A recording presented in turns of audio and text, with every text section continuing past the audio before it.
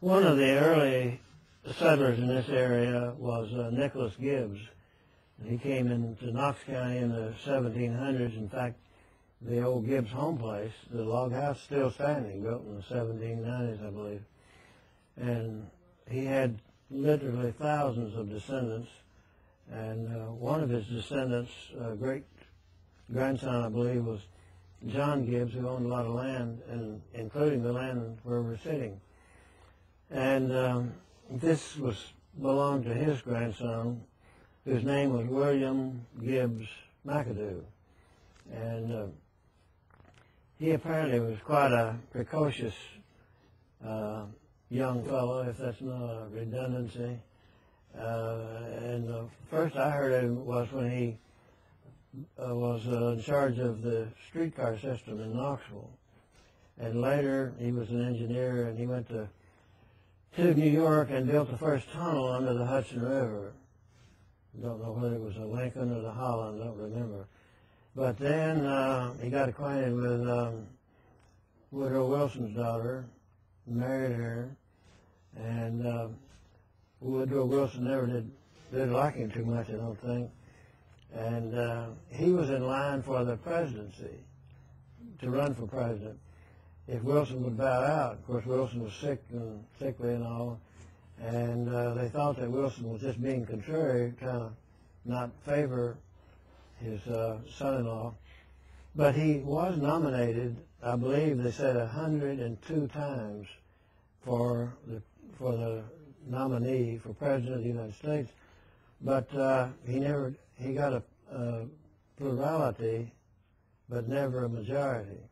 So after 102 or 104 times, they compromised on they embarrassed Harding or Coolidge, whichever.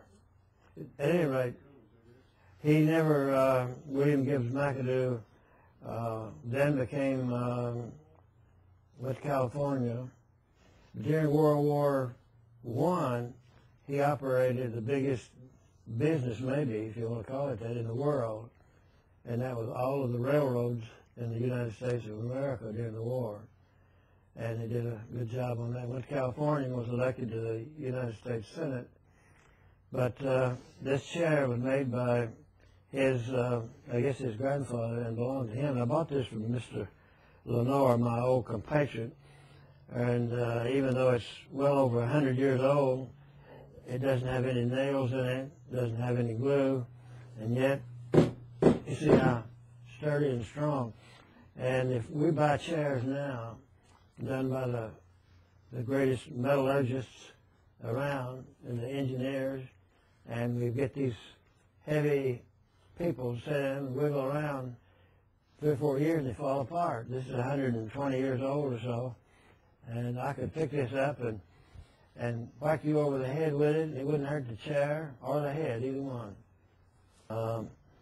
But this post was green when it was first made, and green wood, not seasoned out.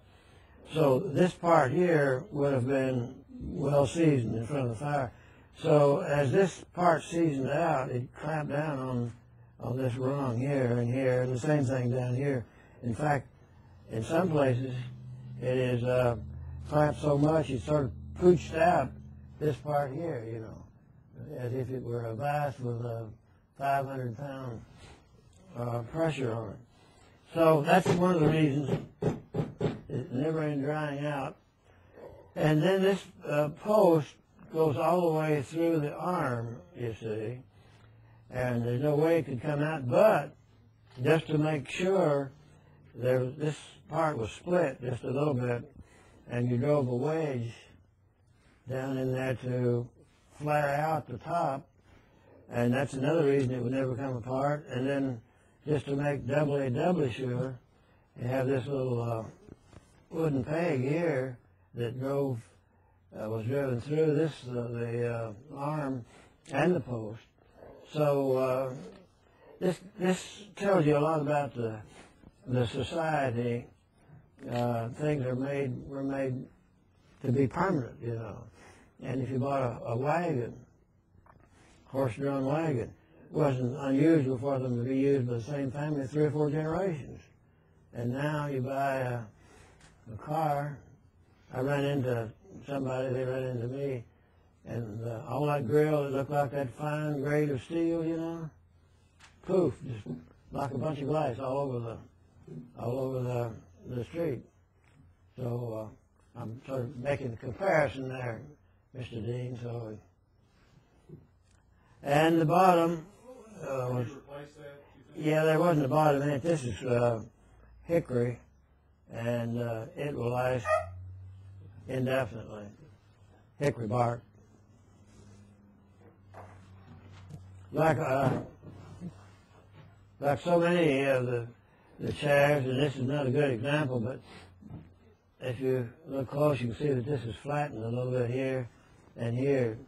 Sometimes it was flattened to the extent that about a third of the post was gone, and that was because the kids seemingly almost always used them to learn to teach or to learn the little year-old children to walk, and they could hold on to this and push it around, and this. But this, you'll notice that it is pegged here and here to keep it from flaring open. But in most cases, it was only one of the slats, and there'd be no real point in doing it put in an oven, because with that wooden hickory peg in there, it's henceforth and evermore embedded there.